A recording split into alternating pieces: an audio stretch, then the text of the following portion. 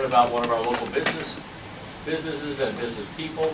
I want to introduce Jeff Cowden. He's still not a Yako. I guess maybe, I don't know if you're vying for a Yako. No. But Jeff Cowden is with the Yako Tree Service, and Jeff has a broad range of experience with trees. Something special about Jeff is when he came on to the chamber, he really came on strong. He makes a fantastic impression. He's a pretty motivational guy. Made me feel really great about not only my business, but the kind of work that he does. And that's the kind of people that we want in the chamber. So I want to welcome Jeff and thank you for coming. Thank you. How's everybody doing this morning? Good, thank you, Jeff. Got some energy? All right, good deal. My name is Jeff Cowden, and I'm a graduate forester, licensed arborist here in the state of Connecticut, licensed arborist with the International Society of Arboriculture.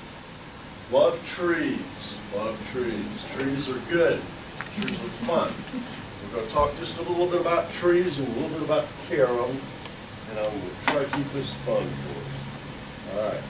Now, we're going to start seeing here in the next few weeks, we're going to start seeing our trees are going to be changing colors. And we're hoping this year we're going to have some really spectacular colors. Why do trees, why do the leaves change colors? A lot of rain. A lot of rain? Anybody else have any ideas? Okay. Well, they've actually done quite a bit of research. And they found the tree can seem to have mostly green. Go back to your basic science that you had in school.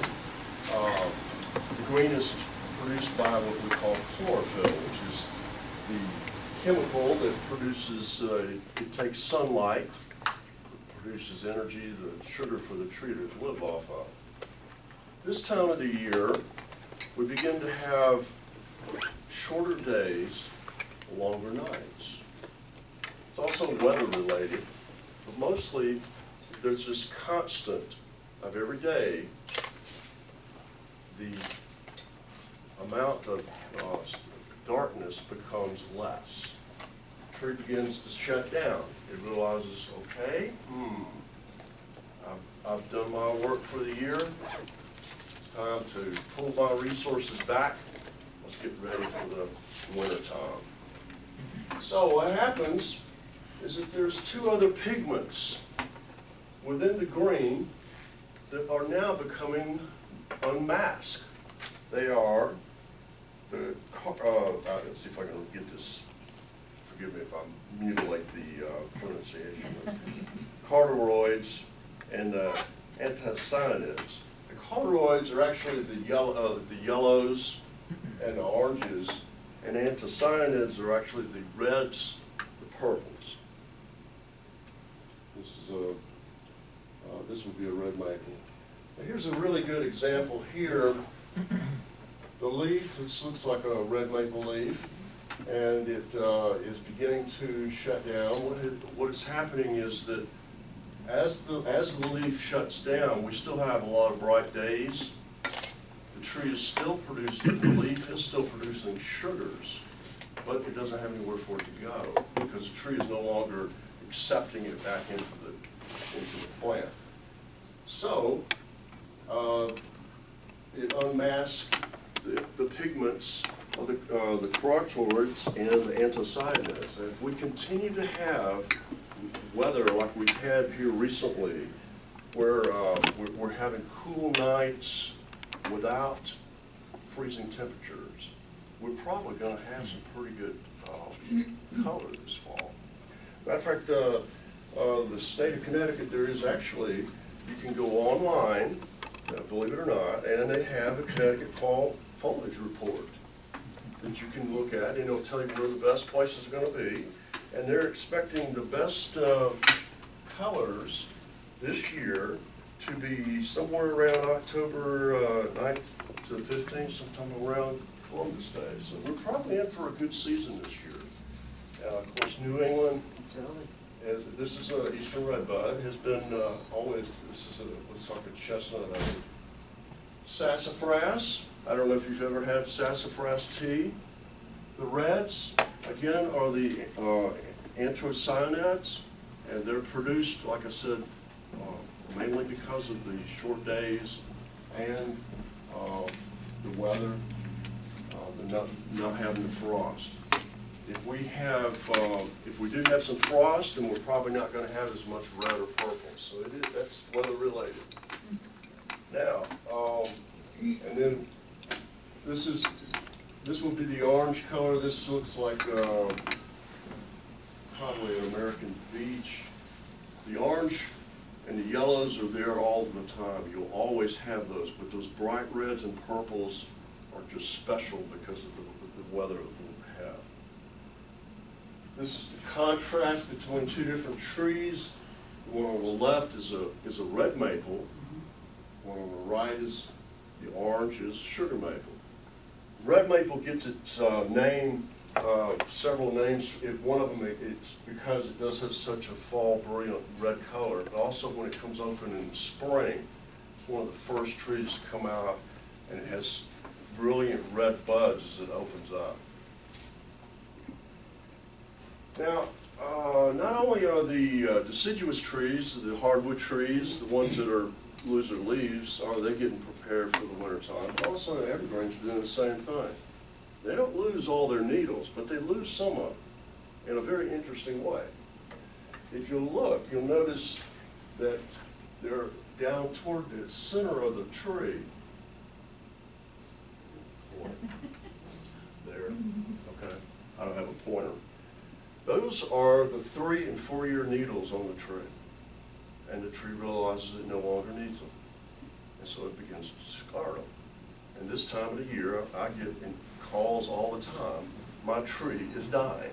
And this also goes well for arborvitaes, Leland cypresses, same thing.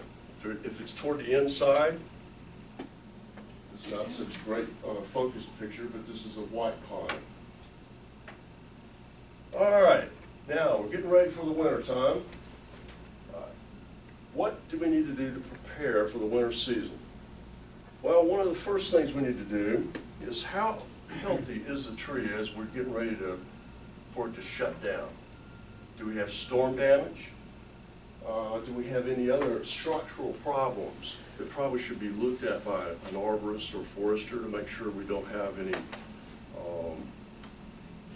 damage in the wintertime? This we're going to talk about real quickly is emerald ash borer. You may or may not have heard of it.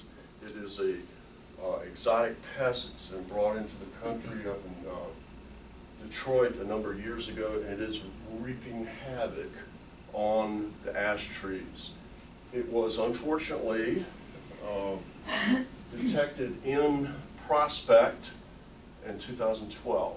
I went over to the Forest Service, put on a presentation. You may or may not have seen some of these interesting looking purple traps in the neighborhood. These are actually set up to catch the emerald ash borer. They have done research and they found that the insect is actually attracted to the purple. And it's in a triangular shape so that it represents a tree. They don't know the difference between it and an ash tree. And it has an attractant chemical on there, and right there you can see where the person is pointing, that is actually an emerald ash borer. It's very, very small. This is some of the damage it can do. It's very, very nasty insect. The Aztec gowers. It actually works right up underneath the bark into the wood of the tree. And I have worked over 24 years in the tree industry. And I've worked with all kinds of invasive pests. This is a menace. This thing is ruthless. How prevalent is it in this area? I'm sorry? How prevalent in this Very area? prevalent. Yes. Does it attack particular kind of It trees? goes after ash trees, Ash. white and green. That's it. Pretty much ash. And it is all over the place here in Newtown. So if you go back real quick, if you start seeing, and I'm beginning to see a number of ash trees in this area, like this. And if you think you may have it, contact your local arborist, contact the Connecticut Agriculture Station. Let them know where it is. The Forest Service is dumping a lot of money into this thing. They're trying to keep this thing contained. It's not throughout the entire country yet, but they're finding that unfortunately, it's kind of like gypsy moth. It hitches a ride on firewood. And if you go take a trip past Danbury into New York State and come back in, you'll see a sign that says, they don't want you to, they're asking you not to take firewood out of the state or bring it in, because we're trying to keep this thing contained in here as long as we can. The insect basically works right up underneath the bark, where the conducting layers for the fluids of the tree suffocates and dies. Jeff, how would you tell an ash tree? Because I'm not very good at it. How would you tell it's an ash tree? Yeah.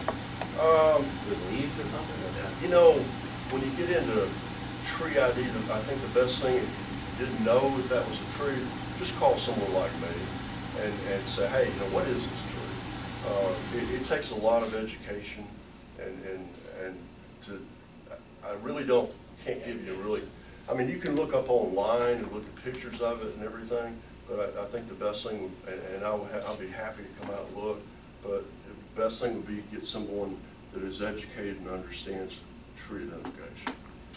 All right, let's move on. Now, we're getting into the dormant season. And a lot of people think, okay, well, my tree has, or my shrub has shut down for the wintertime, so I'm just going to forget about it and go away. And that's what most people do. But unfortunately, that's not so great. Because you see, we can do very good pruning in the wintertime with the leaves off. This woman right here, if you look, she's got the loppers. She is after the larger canes on this shrub. I think this looks like some kind of a, I'm not sure what that is. Forsythia or something, but we can Japanese dogwood, red twig dogwood is another one. Very good plant to trim in the wintertime, because without the leaves on there, you can see the structure of the tree. Also here, this is looks like a ginkgo tree to me, and this is a crossing rubbing branch. You can actually see where it is right in here, causing a wound on the tree, and I'm gonna have to give myself a pointer, you know, so I'll be clickish, I guess. But this is something you probably wouldn't see as well with a full canopy of leaves as you can with the leaves off. So we are quite capable of doing work in the wintertime, probably better than in the summertime. And the first, and it was the first thing I asked when I started my career in the tree care business up in Chicago in 1990. And my first question was, well, how in the world do you determine if it's a dead branch? You'll know after working with it. There's no buds there, and you don't have to contend with the leaves, and so it's you can do a lot of good work. Okay, famous picture. I have looked at this real close, and if you look at it, there's really a tree there. It seems that in the last 20 years, since I've been in this business, people are really getting into environmental consciousness, recycling, and this push of mulch has become a really, really big thing. A lot of your tree companies are finding that they can take their waste material, the tree branches and the logs from tree removals, and instead of having to pay excessive dump fees to go to the dump and bury them, they'll produce it wood chips. And so I have never seen such a market for wood chips as there is today. I mean, you can have people dump it in your yard. You can have somebody come with a big hose and blow it wherever you want it. You know, it's all over the place. But unfortunately, some people think more is better. If you can see here, this is where the tree was mulched to. And by doing that, you might as well just killing the tree, and this is the result right here, unfortunately. The tree just, after a period of time, it rotted itself out. It's gone. Another thing that I think also was probably going on there, sometimes when trees are planted, and I'm not trying to call the landscapers bad people, but sometimes they'll not take the string off around the bottom, and thinking that it's going to deteriorate. Well, it doesn't. And then I found trees 20 years later with this nylon string still there. All right. Mulching. This is the proper way to mulch a tree. All right, we're going to wrap up here real quick. Do they really need it? You know what they do? What mulch does for a tree, if we were to go across the street, walk through the woods, what you're going to find leaves, you're going to find pine tree needles, you're going to find that's plant food for the tree. It recycles back into the ground, nitrogen, and that's how the trees go. Now, if trees that are in the urban environment or our yards have a much more difficult life. Well, they do. I mean, we probably cut some of the root structure when we built the building. We drive our cars in the driveway, we walk around the yard. Anything like that is compaction on the soil, which hurts the tree. And then we put grass there, and we expect the tree to still grow.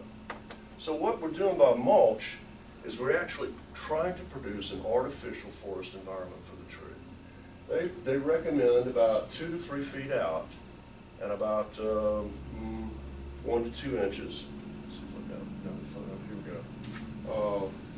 You want to be able to see the flare at the bottom of the tree. If you don't have a flare, you got a problem. You've backfilled it, and that's bad news for the tree. Because the tree roots have to breathe just like the rest of the tree. Some trees do have a taproot, but the roots that do the respiration, most of the gathering of the nutrients are only in the upper 12 to 18 inches of the soil. So once you start backfilling a tree, changing the grade, you're really looking at some trouble. So mulch volcanoes, I don't know who came up with that term, but maybe they should come up with it was a great term. I was trying to say, I can't think what I was thinking of. But anyway, keeping your tree mulched. This time of year we've been through, in the last month, a little bit of a drought. And I have seen trees, at first I thought they were just kind of changing color early, but I'm beginning to see trees die. Number along the expressway. Tree needs about 1 inch of water a week to survive. And that's about it. Just on a funny note here, just make sure, this is when I was working as a utility forester with CLNT, just make sure you don't get your vehicle into a place where you don't have a decent road, or you may have to get Max, the madman, to come take you out. So that's it. Oh, all right, thanks. I have Christy's up here. If you have any questions, please let me know. Thank you so much. I have a question. Okay. You had talked about trimming a tree in the winter. Yes. I've been told that you have to worry about frost and how you expose the open wide branch to maybe frost, and that could kill the tree. And so I've never pruned bushes when there's a threat of frost. Is that true? I think it would depend on the type of plant we're looking at. If you're looking at an evergreen, yeah, probably would want to do it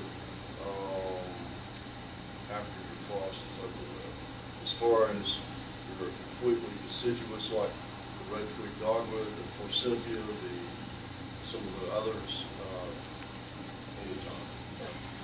So. Hey Jeff, what are good referral sources for you? I can think of my business with the insurance, you know, that sometimes a house maybe gets a free on it or something like that, but are there other A good referral partners that for are good? me would be anybody, I know this is going to be generic, but anybody has trees. But no, actually, we are in the process of we just worked with the Newtown Forest Association, and we just put a really large program together for them. So, and that was somewhere where I had put on mostly a forestry hat, cruise the timber, find out what was going on. So, I'm just trying to give you a spectrum. Commercial properties, most of my business is residential, but I can do, we have done the Newtown Savings Bank, Booth Library, we did work there, so those are just not places that we've done work. So I try to stay here in Newtown, because, and I mean, I'll go to Bethel or Danbury, not a problem, but you know, one of the things, and I should have said this when I started talking, I'm sure you can tell I'm not originally from here. From Texas? No, I'm actually from Birmingham, Alabama. But anyway, one thing I have found about the Connecticut area is that the local people support their local business very good. And so when I go to Southbury, I find that most of the people over there, they want to use Southbury tree companies versus Newtown. So that's one of the reasons I try to stay here. So have I answered your question? Oh, yeah. Yeah. Okay. Anything else? Any other questions? I have a for us? question. Yeah.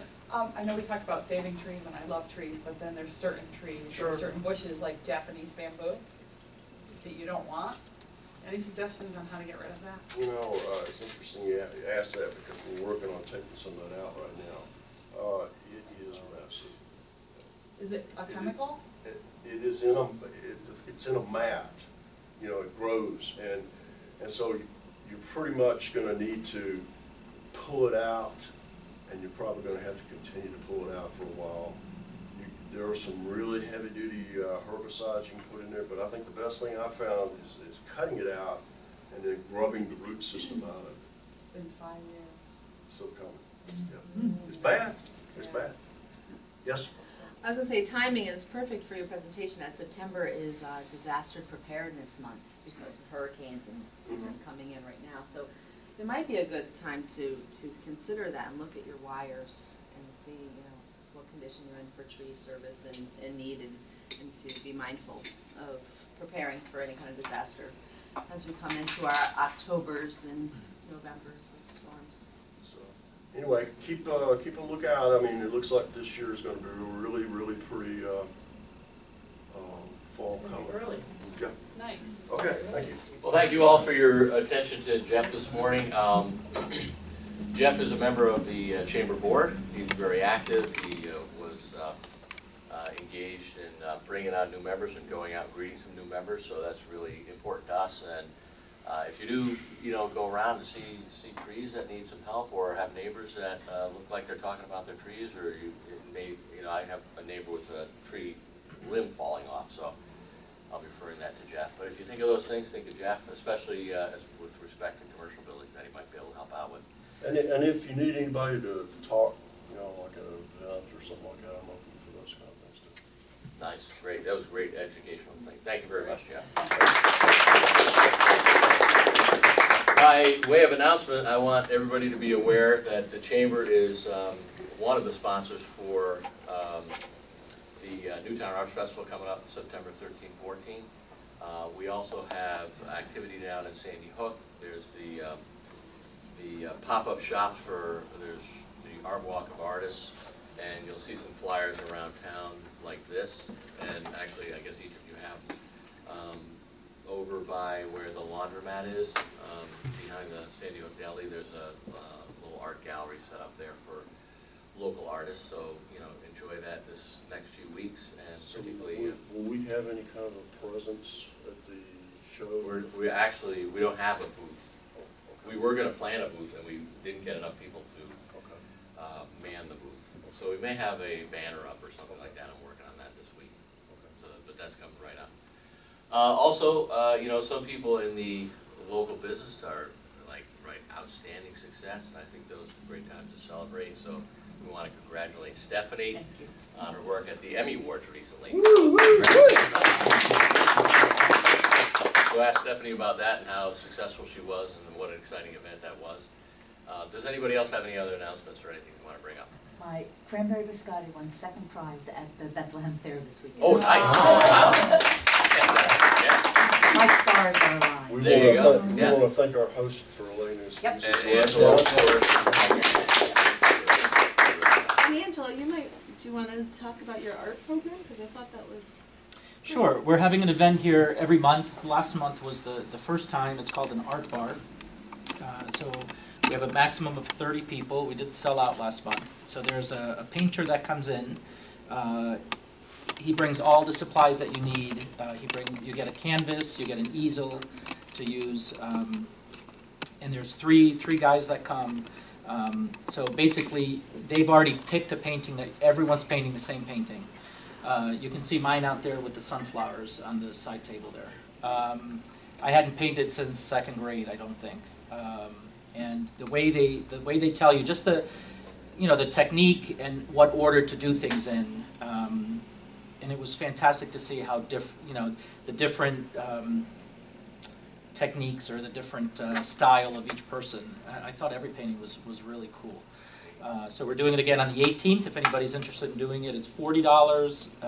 It includes a glass of wine, and you get to take your painting home. So it's Is that here? it's here in this room. Okay. Is that like the second week or third week every month or something like You know what? I don't know that it's that specific because it kind of depends whether I have a party booked or not. So the dates will probably change a little bit. So how? that? Do you have a mailing list? Do we have a mailing list? You can join my Royalty Rewards program, and then you'll get an email. So you just, I guess, you put a reservation in with you if you want to come? Yeah, you can put it in me, or you can go. There's a card on the side table also. There's a website there, so you can go to the website and sign up if you'd like. But dude, if you're going to go, it sounds like you need to sign up in advance. Yes, you do. Because maximum 30. It did sell out last time. Many of the people from last time signed up again for this month. This month it's going to be a seascape. So, if you want to do it, I would sign up soon. Wow, excited. Because I know the last Yeah. time they turned away 10 people the last day. Oh, Wow. neat. That's exciting. Yeah, Thanks. it was fun. Yeah. Really a fun The night. arts. I know, yeah, support the arts. Okay. Well, thank you, everybody. Feel free to socialize and network a little bit. Thank you for coming today. So 20 Nice job.